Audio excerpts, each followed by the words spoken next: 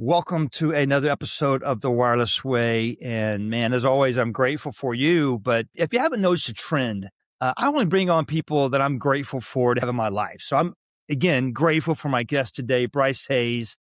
He's a seasoned global operations executive with more than 30 years of experience scaling enterprise operations and customer delivery around the world. So the guy knows what he's talking about, and I'm grateful he's here with us today. Bryce and I had the opportunity of actually working together in the past at a TSD, where I saw firsthand his ability to drive efficiency, performance, and growth through smart integration, operational transformations, a lot of that, and technology innovations. So he's widely recognized for aligning people, processes, and technology to deliver superior outcomes and accelerate business results. He brings a deep expertise in business processes, as I mentioned, for outsourcing, contacts, P&L leadership, M&A integration, and building high-performing teams. A trusted advisor to C-suite leaders, he's known for delivering predictable, high-quality results while helping organizations grow and scale with confidence. I don't think any of that's an exaggeration, Bryce, man. Thanks for being here. What is that you? Does that sound familiar? Yeah, you've hit the high points.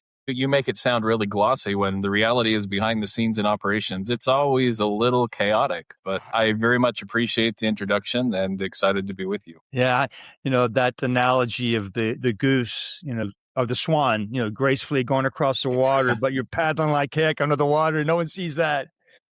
Yeah, and as I was sharing with you, I've known you for years, always had tremendous respect with our work with you in really two different capacities, as a colleague and as a supplier, in the TSD space. And you just stand-up guy, straight shooter, ask you for advice. You gave it to me, and I always appreciated that. But as is always the case on the Wireless Way, we all have our professional bio. We have what people know about us. What's not in the bio? Is anything else you could share with us, about, that we probably should know or would like to know? Yeah, I think a lot of people know me from the channel community, but, it really goes back to, honestly, the Sears catalog. And so when I was in college, I was just trying to pay my way through and make things work and survive. And I took a job at a call center that, you remember those Sears catalogs that were, 12 inches thick. I was one of those guys on the other end, again, just taking those phone calls. So I started as a call center agent. And after about 3 months, I got a phone call and they said, hey, we like what you're doing. Would you be interested in helping us to do quality monitoring? And did that for a little while. And then they said, well, how would you like to train? I'm like, okay, let's try that for a while. Well, what would you think about running this team? Sure, let's give it a shot. And next thing you know is that throughout that career, I'd always anticipated that I was going to go and maybe be an attorney or, do something with my life. And I, like most of you probably listening to this call, I fell into telecom and I never got out. And part of it was because I loved it. And really what it was is it gave me the opportunity to, I found I really enjoyed talking to the folks on the other end of the phone. I always liked the conversations. And so starting as a call center agent and really going up and actually leading global call centers. I've done that in a couple of different occasions. And then, of course, joined a TSD where I think, my most recent experience has been. What, again, I don't know that people know about my background is I have done all of those roles. And as a result of doing that, from running call centers to building call centers to shutting call centers down because people were moving to software and technology and moving into AI, it's been this evolution that most of us have been on in our careers. And I think what's been really fascinating is there's just so many unique ways and new changes that have come into play to do things better. So what you may not always see when in the resume is you might see, guy leads ops teams or he does these things. It is always evolving to solve oftentimes the same problems or to respond to technology or to do all of those things. And I look at my career more as has been just this giant puzzle that the picture keeps changing. And that's really what operations is to be able to go and figure out what does the world require in regards to a company's response? What does it require in terms of being able to support a product? What does it require in terms of just doing what, again, that company does? And that's what my career has been, is I'm a problem solver. Speaking of problems, looking back over the last decade or so, the channel is changing a lot. TSDs are changing a lot. The workflow is getting more complex. It used to be, give me your bill. I'll save you 30%. I'll get your address, we'll get you another provider, get it installed, pay the bill, and commissions flow. You see, it was kind of a predictable, easier route, but now with advanced technology, there's so many different new suppliers, there's new partners. What are you seeing as like some of the hardest challenges that TSDs are facing, as the partner ecosystem is continuing to evolve and become a little more complex? So let's start with the more fun part of that equation, which is, what's happening with the advisor community. And the reality is the trusted advisor model just continues to explode. And I'm convinced more and more and more. I mean, everybody talks about how this is the model of the future. It's the model of the now. And it's just going to get bigger in the future. Because I think companies have figured out, like everybody else, is that I should pay for success. I should pay ultimately on results. And advisors are incredibly well positioned to do that. And that value proposition, that changing from, hey, I can save you 30% into now having to cover new ways to express that value, that's part of the complexity. So when you used to go back and sell a network circuit for $100, you knew very predictably what you were going to get month over month over month. Now you've got advisors that are selling AI solutions, cloud solutions, usage-based products. And as a result of that, all the math has changed. You don't even know how much usage you had this month versus last month. I think a lot of people make assumptions, and including advisors of the TSDs, that there's things they could see that they can't see. Oftentimes, this relationship at the end of it all is a contractual relationship between a supplier and ultimately a customer. And so I think the challenges that exist are really tied to, one is just general transparency. How clear can you make all of this? You also have challenges with the way that technology is changing every time any player in this ecosystem makes a change. So that could be the supplier, it could be the TSD, it could be the agent, it could be the customer. The repercussions are real. And so you change one piece of software in the supplier payment system and everybody has to change the dance steps. You go back through and an advisor again changes, this is how we're going to submit our orders, or we want to integrate with this, or we want to do this. Again, there is this alignment that exists that is bigger than just the four parties in it. It's always been, again, something that's really substantial and a whole lot wider. So the challenges, of course, that exist are you have to find a way, which I just talked about of what I've had to do in my career, is that if a TSD was built to support network, that's not how you support mobility. That's not how you support AI and cloud. That's not how you support UCaaS and CCaaS. Again, each of those things almost has turned into their own division, if you will. The sales motion is different. Don't expect the operations movement to be any different. Don't expect the supplier support to be any different. All of those things have to shift. And in order for these things to really work in concert, again, it's really, I think, taking all of those elements, taking everything that people do, and then just getting it as smooth and frictionless as possible. So the challenge is, again, very frequent changes. The challenges are a lot of suppliers now coming to the party. The challenges are a lot of existing suppliers having to change and ultimately evolve to be better. A lot of advisors improving their skill set, going up market, selling more things. All of those things just change the response and how things work. People want to move fast. People want to move accurately. People want to do what they can to, again, get this payment. At the end of it all, when you talk about the supplier, the advisor, and the TSD, we all want to get paid. That coordination is much more complex than perhaps people think about. I agree with you. As you were talking about getting paid, having been doing this for a while, selling the deals is great. Going to the dinners is great. Going, even to Vegas, we were talking about a little bit earlier, it has its moments. But the one thing we all dread is that one phone call for that commission dispute. Why is my commission not right? Why do I not get? I mean, those get so. That's emotional. I mean, that's their livelihood. That's could be their mortgage, child's, call it whatever. Bottom line, it's money, their partner has earned and sold a deal.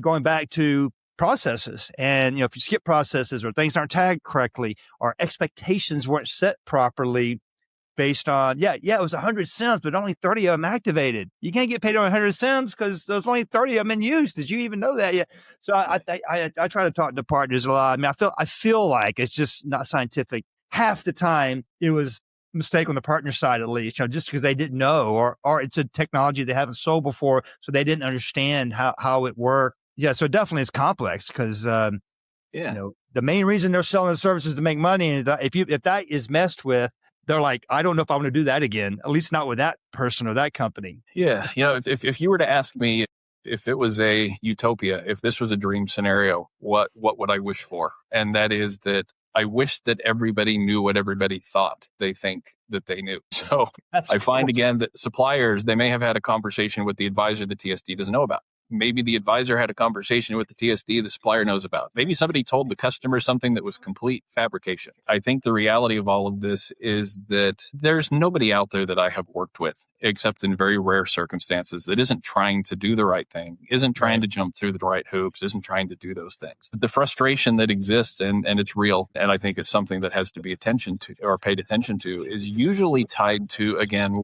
what don't people understand? And that was what was always really unique for me about whenever I would talk to an advisor about commission, is that I look at commissions, think of it almost like this. There can be, I have a question about my commission. That's one thing. Do you actually have a real problem with your commission? It's an entire other thing. And until you answer that question and until you have really provide visibility into what it is and why, it's hard to know. If you think about, again, all of those things, and I don't want to get too distracted within commission, but think about where all of the problems can happen. A supplier could tag it wrong. The TSD might put in the wrong address. The advisor might have given the wrong date. There's 100 reasons why something could go wrong. The customer may not ever have activated their service. So there's reasons why things like that happen. And it's a frustration that exists of having to go back and get answers to those questions. But what I have found in most cases is that there was usually an answer. There was usually a good attempt to make things work, and it was usually administrative, it could be clerical, but the errors happen from all of the parties. And I think that puts the TSDs in a unique position, is that's what advisors ultimately pay for. Go fight for me, go to war, go and help to get those things done. But whether it's commissions or whether it's an operations order or whether it's a contract or what those things are, and I would sometimes hear things like, well, I pitted two TSDs against each other and I gave these guys this contract and I gave these guys this contract and these guys got it faster, so they must have a better process. If you're making a decision based off a one-time thing, good luck. That doesn't mean anything. You also don't necessarily know, well, what resources did the TSD have to go and actually get that information? So I've seen examples where, again, if you're an advisor, you just want the dang thing to work. You just want speed. You want to be able to move as fast as you can, because this stuff is the frustration. The administration part's the frustrating part about all of it. But what I would usually find is, again, that there are processes, there are things that you need to go through. You try to set the right expectations. But every once in a while, somebody's a superhero and they get something done. Congrats, but are they going to be able to do that every time? The answer is no, that's not scalable. Are they going to be able to provide something consistently? Fully, if they've built the right process. And that's where you really hope that you didn't hire Superman, because he's got a lot of emergencies to go solve. Yeah, he does.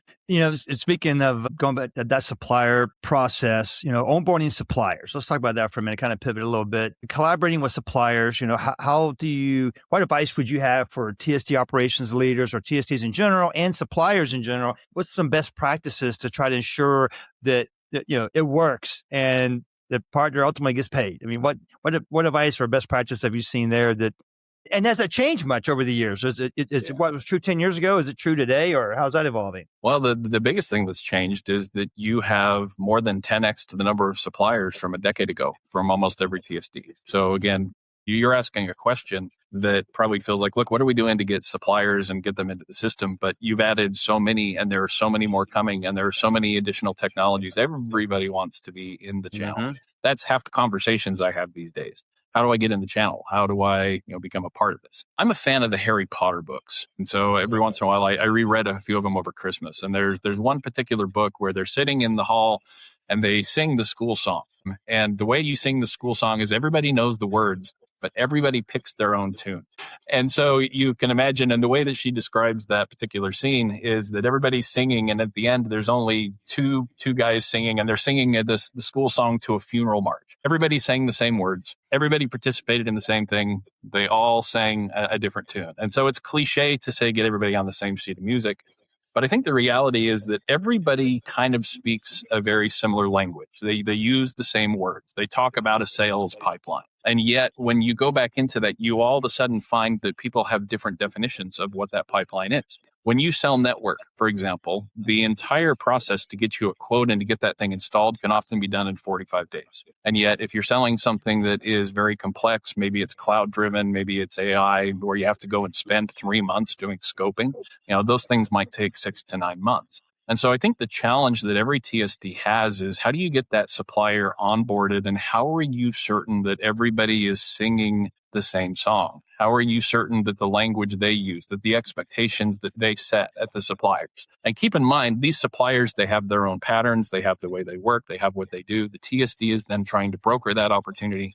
They have to figure out how to work within that system. So years ago, within a particular TSD, I remember that there was an experiment where we were trying to go back and figure out, all right, if I'm talking to Comcast or if I'm talking to AT&T, let's do a comparison of what they call these things and how long they take. So when they say something like contract, what happens in the contract phase? When they talk about install, what happens in the install phase? And you go back and you get into detail in those systems, and you find things like they have all sorts of breakdowns, like, truck roll, or they showed up and they had to escalate it. They have hundreds of little dispositions behind the scenes that you go back and you're trying to make work. So the challenge ultimately of onboarding a new supplier is to make sure, first and foremost, everybody has to understand the product. That's the easiest part of all of this is what these guys do, and this is what we should be selling. How do you then figure out your sales team? How do they go talk about it? What is it that they're advocating? Your marketing team, what is it you're going to teach the advisors and tell people, and what are you going to communicate? Your operations team, how are they going to get into the platforms? How do they work through the systems? How do they submit things the right way? The most critical thing the TSD can do is to get all of these things and all of these three groups, go-to-market teams, if you will. You got to get them on the same page. I tell this to suppliers all the time. If you are only talking to the salespeople, good luck. If you're only talking to the operations people, good luck. If you're only sponsoring marketing events, good luck. There is no strategy that ultimately results in growth that does not have all three legs of the three-legged stool, sales, ops, marketing, coming together to then figure out how you then onboard that supplier. And I think the challenge is, with the added complexity, with the things that you do, you've got to take hundreds of potential people, bring them into the orchestra, give them their sheet music, show them their part, have them do what they do. I know it's cliche, but you got to get everybody singing on the same sheet of music. And when you have now 500 plus suppliers that can exist in a portfolio, day in, day out, day in, day out, day in, day out, then you've got to go back through and change what changed, what evolved, what was it that shifted, what new promotions came up, what this, what that. It's a really complicated dance, and far harder than perhaps people think. I believe that a lot of times, if I hear feedback sometimes, and this is slightly off topic of the question, I hear so much judgment about performance, both good and bad, that is tied to what somebody saw 6 months ago, 9 months ago, 12 months ago. If you're not talking within the last couple of weeks, it's almost irrelevant. And that sounds a little crazy, but it's moving that fast. Wow, that is daunting. What value do you see the TSDs providing to suppliers other than a route to market? What else is the TSDs doing to help suppliers? I think a lot of it comes down to how well you do what I just said, which is, again, if the supplier is engaging the TSD, sales, ops, marketing, and if the TSD is responding with sales, ops, marketing, that is ultimately going to be far more successful than, again, running an event in one particular small part of the world. It doesn't mean that those things don't matter. It all matters. I mean, please don't get me wrong. I'm not trying to minimize any of this. Sales has an incredibly hard job. I admire it. Ops has a hard job. I admire it. Marketing, hard job. I think really when you talk about what can the TSD do, the TSDs, I have information where they know what's working in particular regions. They know operationally, for example, what is coming in, what people are asking for. They have data where they're trying to help to work out conversion rates. I've set through enough QBRs, and this is even pre-TSD, where every QBR you have an opportunity to get together and talk about what works. When you kind of walk through that pipeline, then you're asking, okay, what are you ingesting? How are you receiving it? What could we improve? How are you spitting out what's required? How are you getting all these things back? I think the TSD can bring a lot of value. It's not just putting people in front of advisors, it's putting them in front of the right advisors, putting them into an environment where the right conversation can occur. And I think sales teams across TSDs are brilliant at this. I think they're much better than people think. But you know how hard it is to get advisors sometimes to go to events? Because they think they know. I have kind of a running joke that I used to talk about the advisor community. Advisors can do something that most people can't do, and something that I personally probably am not great at. They can charge halfway up the mountain and get halfway up there and have these conversations, and they're excited. They get halfway up and then they realize they don't have what they need.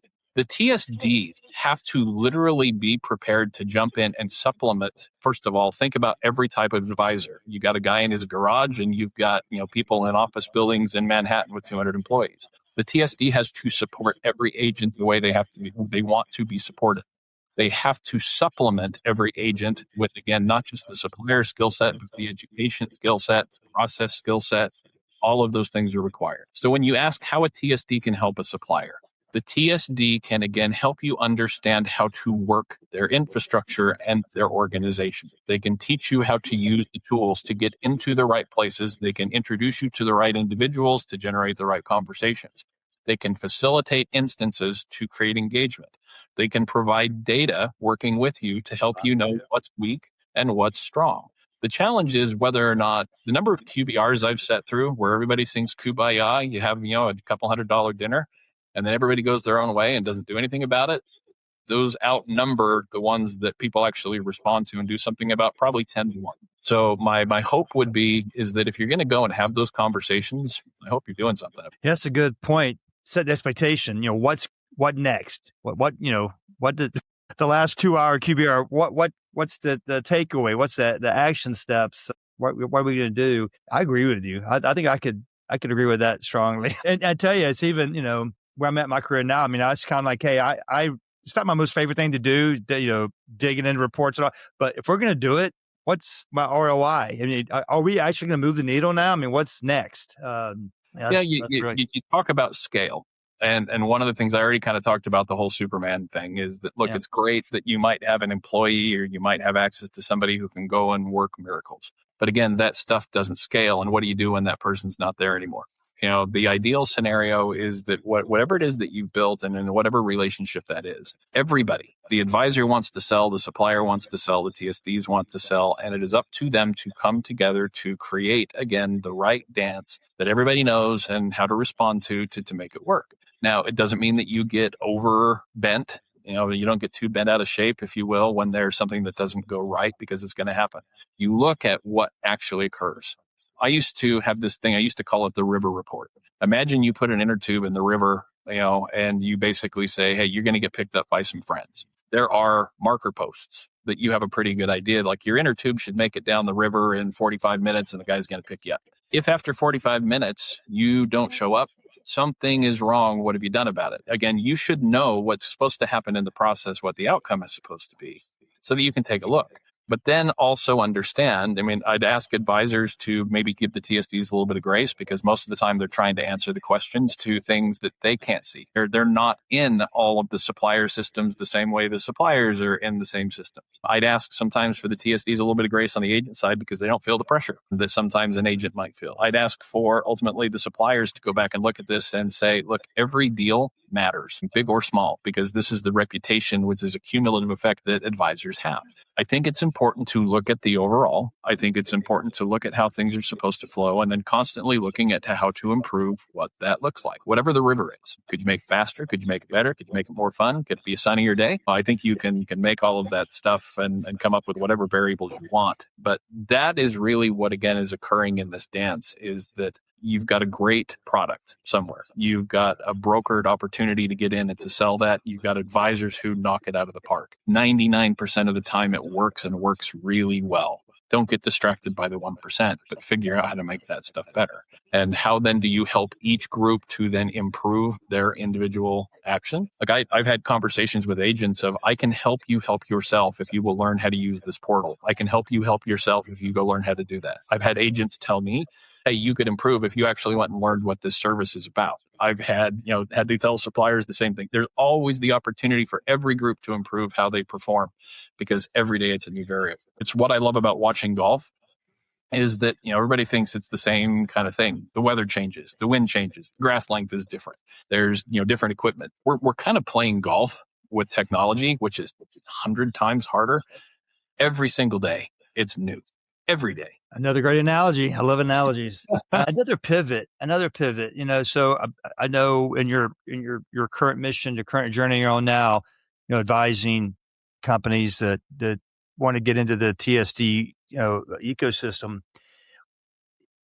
In your experience, would you say the profile of a supplier slash, solution provider, is there profiles that are really a great fit for the channel, and then profiles that are not a great fit for the channel? How would you explain that, or what's your thoughts there? We'll be right back. I'm excited to introduce you to a brand new partner to the show. This wasn't a company calling saying, hey, I want to advertise on your show, although I would be nice too. But more importantly, this is me calling them saying, hey, I believe in what you stand for. I believe in your product. I want you to advertise on the wireless way. And here we are. So I'm so grateful to have this opportunity to share it with you. And of course, I'm talking about Pure Talk, America's wireless company, whose CEO is a veteran and served a couple tours in theater. A wireless company who believes in creating American jobs, which is why their customer service is right here in Georgia, where I'm located. So pretty stoked about that. And here's the deal. Pure Talk is on America's most dependable 5G network, same towers, the same networks as the big guys, but here's the catch, man. It's half the cost. You can get unlimited talk, unlimited text, and 5 gigs of data for just $25. Now, there's other options, but I can tell you the average person is using around 5 gigs because you're on Wi-Fi most of the day. But if you need more, you can get more at great rates. Now, the average family saves almost $1,000 a year on their cell phone, and not to mention the savings for businesses at Pure Talk Business. You can keep your phone, you can keep your number, or just choose the latest iPhones and Androids available. So just go to puretalk.com to save on your wireless bill. Make the switch today at puretalk.com and join America's wireless company, Pure Talk.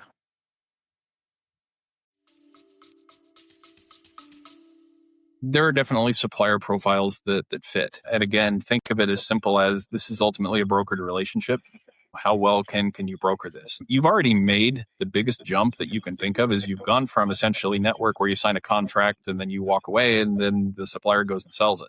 Now you've got things that might take, an engineer or somebody go show up on site for a couple months to go and then put these things into production. I think what it comes down to is ultimately what is the profiles that fit are you're working with a supplier that has appropriate channel rules. They know how it works. They know how the service fits in and why they would want the advisors to sell it. I believe the advisor community is just going to get bigger and more capable in things they do. I think there's technologies we're not even thinking about yet. They'll come to the channel simply because it works. So if I talk to a supplier, and trust me, every TSD goes through these rules.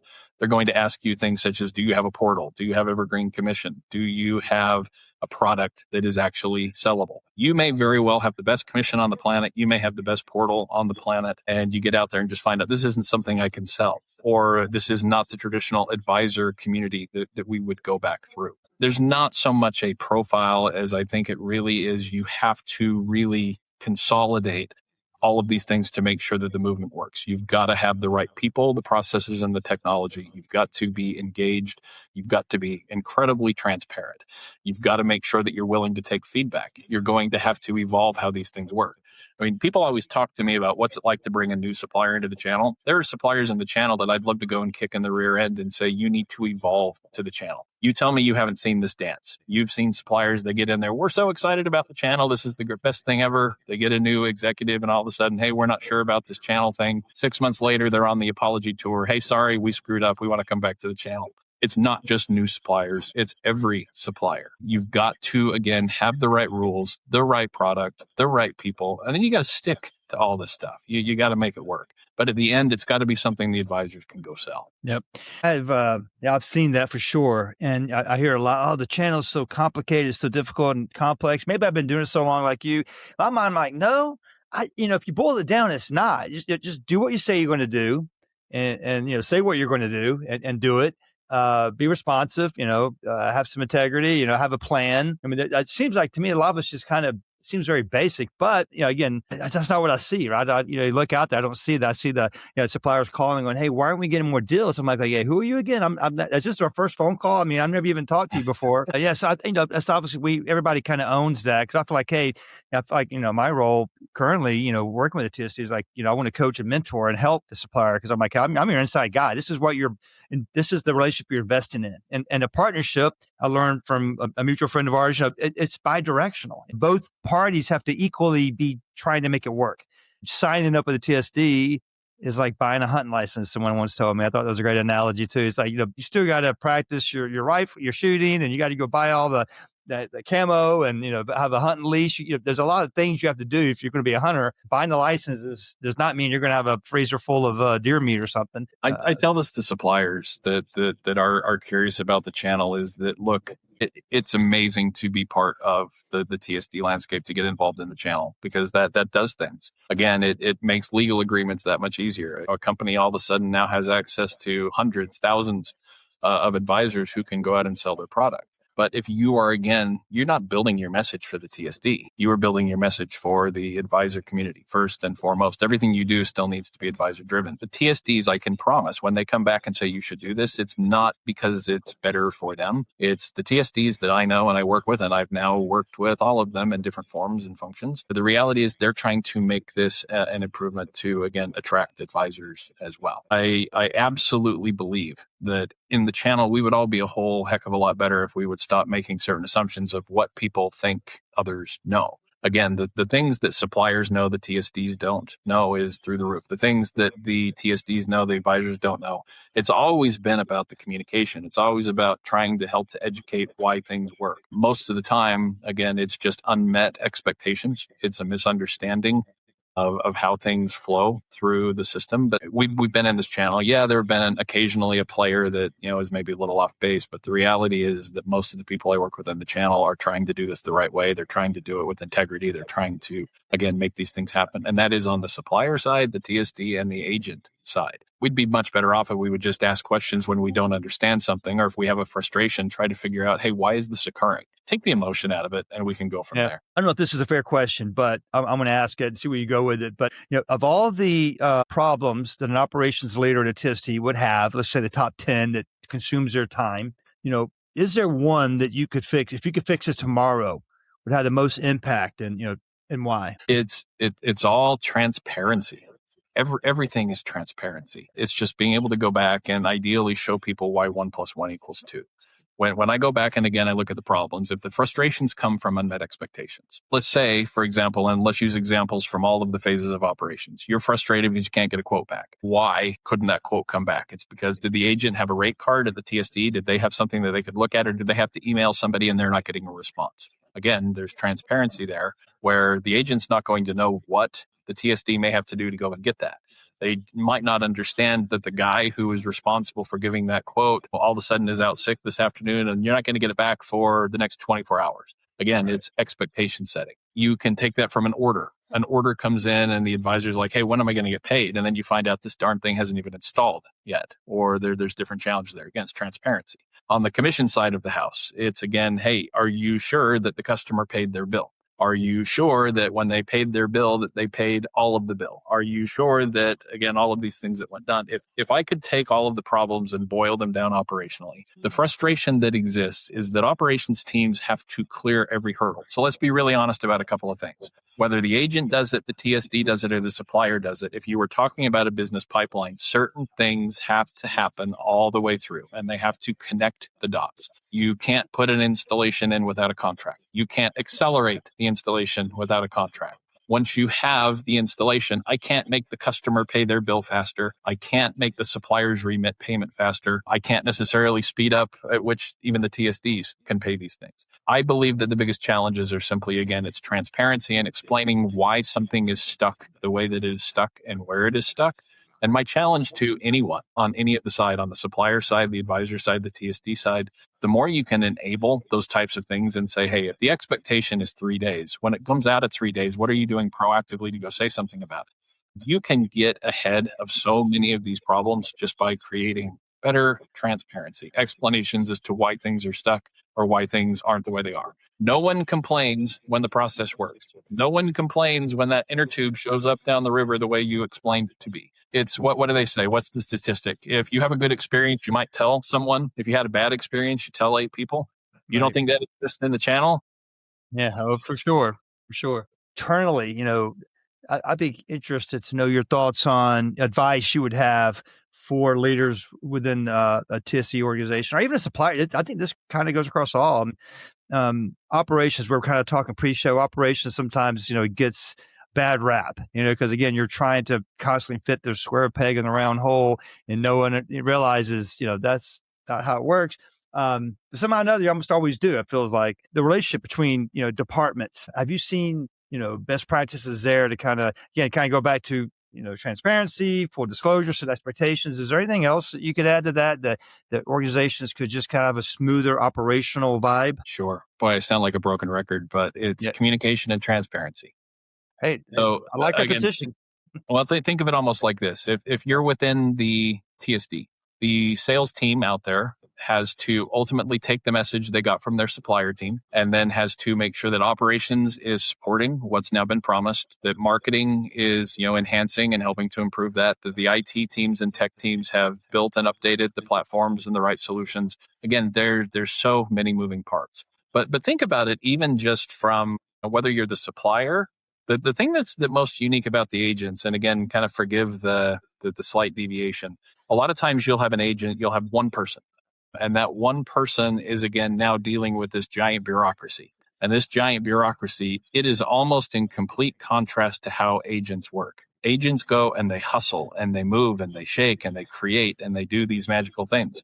And then you've got these big companies and, they have to put in, their TPS report, or they have to go and have the installer go out, or they have to go and, find this person. There's so many hoops and things that have to get jumped through. The TSD may have access to one particular supplier system only to find out that said supplier system then funnels into 8 other systems at the supplier to, again, launch the install, to put the contract through legal, to get it to the commissions and the financial teams, to get all that stuff done. It's a miracle sometimes, that this stuff works. So when you ask me what people can do and what they should be aware of, is that the single best thing that any supplier and TSD can do is that they can, again, remove the friction and they can make sure that their people can work hopefully in some form of harmony. That, again, sales, operations, marketing, the best relationships I saw is, look, I know salespeople can be frustrated at ops, but let's be really honest, ops can be just as frustrated about sales. Like, hey, did you guys just promise something that is complete BS? Did you just go out and tell somebody you were going to make something happen in 3 days when you know darn well you shouldn't have done it?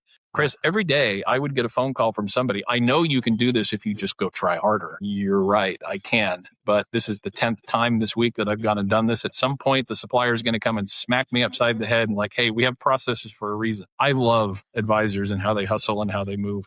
But again, the processes exist to get the bulk of these things through as best they can, and then they can deal with the exceptions and the things that come through. What I believe can ultimately happen is that what the supplier and the TSD can do is that they need to look at the friction that exists within their organization. They need to make sure that their handoffs are flawless.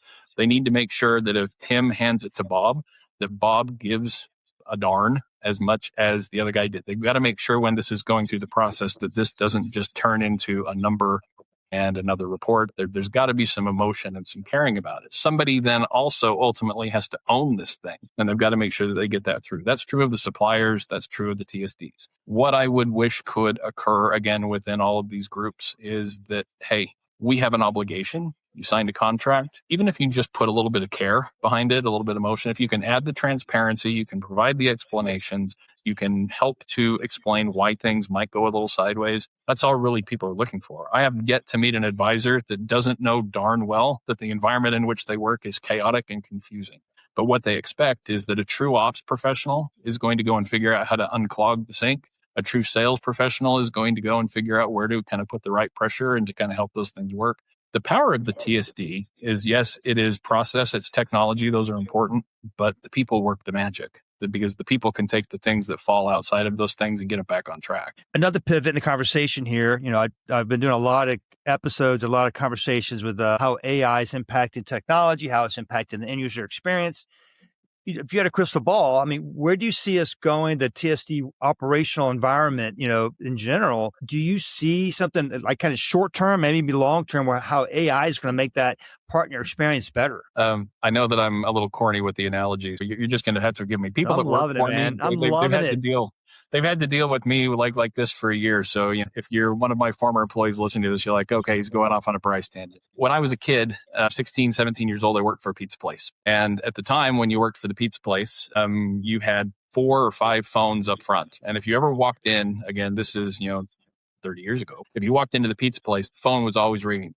Ring, ring, ring, ring, ring constantly. Over time, with the internet, think about it. The last time you ordered a pizza, I'll bet you that you have not called the pizza shop in years unless you had a problem with your order, wanted to get a hold of somebody, or there was, again, some sort of an anomaly. You just don't call the pizza place anymore. You put it through the system, and those tools have become more and more amazing and more impressive. They're even getting to the point you just want the same order that you had last time. I mean, they're good at this. They figured it out. Now, the funny thing is that at the end of it all, your pizza still shows up. It was made the way you expected. Again, the process of getting you there didn't really, the process changed. The way you went about it changed, but the product and what you ultimately got on your doorstep is the same thing it's always been. So when I look at AI and I look at some of the things that are being done, there's some phenomenal tools out there. But again, they're here to ultimately create a result. There's already legislation that exists in multiple states that honestly, it's a little bit challenging to figure out, all right, what's the government about to do for all of us? We all know what that's like when, Uncle Sam shows up, where they're saying, hey, AI can't make a decision around certain people responsibilities. For example, if you're hiring, AI should not automatically disqualify somebody because of the resume. You want to tell me that if you don't ultimately put on a resume, if you put something on there that's negative, that it couldn't be disqualified? Those are the types of things the government's trying to figure out. When I look at AI and I look at operations, I have always looked at it, and I know that where I've worked, it's always been supplemental. It's always been something that you could look at and say, look, if I don't have to invest this over here, I can invest it over here. And I look at this as ultimately very outcome driven. And I look at it as, if you really want the pizza, if I could use AI and get you the pizza faster, better, but just as good, just as hot, maybe even a little less expensive, why wouldn't you want to jump on that? And the answer is you do. So what do I see with AI in the channel? I see all these great solutions. What do I see with AI within, supporting operations? It gives them better access to information. It can accelerate and give basic responses. It could perhaps find ways to improve that transparency I talked about. I think those are all things that every TSD that I talk to is trying to do, improve the transparency. But I also see there's an opportunity sometimes for the TSDs. Maybe it's an opportunity to kind of take your own advice and to go back through and take a look at some of these tools and things that are being used and figure it out. How can I make this work in my organization? I know one particular agent. He's in Tennessee. So if he watches this, he'll, shout out to him. He'll know who he is. He's incorporated AI into almost everything he does. He's improved how it helps him to evaluate contracts. He's used it to help him do all these things. And honestly, it's given him scale and speed that are phenomenal. The same thing is going to happen within operations, and the same thing is going to happen within supplier, in supplier relationships. There is nothing better, at least from what I have seen at this point, than AI is a really great way to get to how to go do things. It's a great way to get to information faster. It is yet to be a great way to make decisions. And so I do believe that the opportunity still aligns within operations at TSDs and even within agents to, again, use this to ultimately to improve the experience. But at the end of it all, the pizza is the pizza. Whatever happens behind the scenes and all of those things, nobody ultimately cares about. They just cared that they got their pizza as easily as possible and they got it on their doorstep. No, I love it. That kind of reminds me of an analogy I like a lot, which kind of fits into that, but it fits into so many things, is bottled water. You go to the convenience store, there's a whole wall of water. Yes, 10 different one's 99 cents, one's $3.99. What's the difference? Well, this one's got a little extra vitamins in it, maybe a little mint flavor or orange flavor, but ultimately they're all water. Some are going to cost a lot more. And of course, that same little bottle, I always laugh when you go to, high-end hotels where they have the big liter of Evian or Voss, and it's like $8. You're like, this is water. But, once upon a time, it might have been cool to catch that bottle. I mean, if I'm trying to communicate my status because I can afford an $8 bottle of water, I don't know. But other than that, I'm with you. I don't always see it's water. And yeah, there's some mild taste differences. But man, this has been a great conversation. Is there anything we left out, Bryce, that we need to hit on? Anything else you want to talk about? I don't want it to turn into a be kind to your TSD, but I'm going to just a little bit. I'm amazed at what the TSDs do to empower agents. And I'm amazed at the agent community and how they work. And again, it's funny because the best relationships I have seen between sales and ops within a TSD are when they are hand in hand. And you can name those types of relationships because they're flawless. They work together. Sales and ops come together and they execute top to bottom. I think the same thing is true of the relationships that how an agent works with the TSD, how the TSD works with the supplier. There are some relationships like that are flawless, that work really well because the supplier listens to the TSD listens to the supplier. They listen to the agent. They respond accordingly. I've seen some real magic happen as a result of that. And what I would hope is that, again, if you're a TSD, continue to do what you can to remove the friction. Continue to do what you can to ideally train your people to, again, understand when the friction shows up, what to do about it. If you're on the supplier side, keep investing in these portals, keep investing in agent training, keep investing in finding ways to, again, remove the friction. Most of the time, the problems come. Think of it like a relay race. The problems happen when there are handoffs that people weren't ready for. There was some reason to, again, go and engage another group, another party, whatever it happens to be. If you ensure that the baton got passed, most of the time you're going to do really well in the race. If you drop that baton, everybody stops, everybody picks it back up. So my hope is, look, this channel is amazing. I owe so much of who I am and what my future is and how I take care of my family to an amazing channel and this amazing community. Really, truly grateful to be a part of it. Excited to see where things go because I know that the conversations and the goals are really good and I'm excited about that. Where you can, my only message would be do your best to be transparent, do your best to communicate. If you get frustrated about ops, why don't you have a conversation? Ops, if you get frustrated with sales, why don't you have a conversation? Guys, if you get frustrated at the supplier, maybe go have a conversation. Most people are open to it. I love it. Communicate and assume good intent, right? I think that's what you kind of summarized what you said. Just don't always assume someone's out to get you or someone's trying to take advantage of the situation. Fortunately, yes, that does happen. Be the case. But I think you should also know that no one's okay with that. That's not okay. I mean, I think every organization, where everyone's just trying to do their best because it's good business to do your best. It's bad business to be unethical or have low integrity. That's not a good thing for business. This is all emotional. It's emotional for all of us. So people want to do a good job. People want to do a good job. I almost never see that, again, the failures, they're very rarely purposeful. They're very rarely from bad intent. They are very rarely anything other than a mistake got made someplace. But again, I think, Chris, I appreciate what you do and getting this message out. And again, to all of my sales brethren out there and sisterin, you guys are amazing. I think that there is magic that happens. But recognize there's a lot of things that happen behind the curtain and operations. Open the curtain. Show people what's up. Yeah, you're right. I think when people know the why behind the why, it makes it a little bit easier to understand that. So I thank you for that. I've learned a lot over the years working with you as a supplier and as a colleague, and I've definitely have a huge amount of value that operational relationship because again, I feel like operations normally does a lot of things that I don't think I have the skill set or maybe even the desire to do. I respect that someone has the ability to really dive into all these complex multi-level processes and have the patience to deal with this. Well, like I said, I'm in Vegas, and I always admire when I come to these conferences the folks that can go and quote unquote manage their relationships at 2 a.m. because I'm dead. That's right, and have an 8:00 meeting and the next morning. Pretty amazing. That happens. Well, Bryce, thanks so much for making time today. I think we really took a look behind the curtain, if you will, and realized that communicate, have transparency, and assume good intent. Thank you for your time. I'm glad you're able to join me. Great to talk to you, Chris, and to everybody else. Good to see you. That's right. And there you go, folks. And if you like this episode, or you heard something that made you think of a colleague, or you want to share this, please do. I would really appreciate that. And as always, make sure you like and subscribe. That really helps the algorithms, if you will. And if you have any feedback or ideas for a guest, you can go to thewirelessway.net and hit the contact us button, and come straight to me, and we'll have that conversations. Again, thanks for your time today. Have a fantastic rest of your week, and we'll see you next time on The Wireless Way. Imagine the power of a single cell phone, just one small device destined for more than just calls. I'm talking about cell phones for soldiers. Your retired phone can be a lifeline for veterans and heroes truly in need.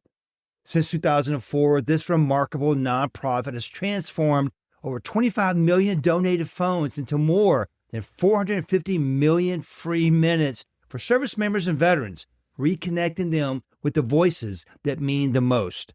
Your donation is kindness in action, reducing electronic waste and empowering those who served. Each device helps fund urgent communication, calling cards, and programs that rebuild connections, restore hope, and unlock new opportunities for veterans. Check the drawer. Your unused phone could make an extraordinary difference.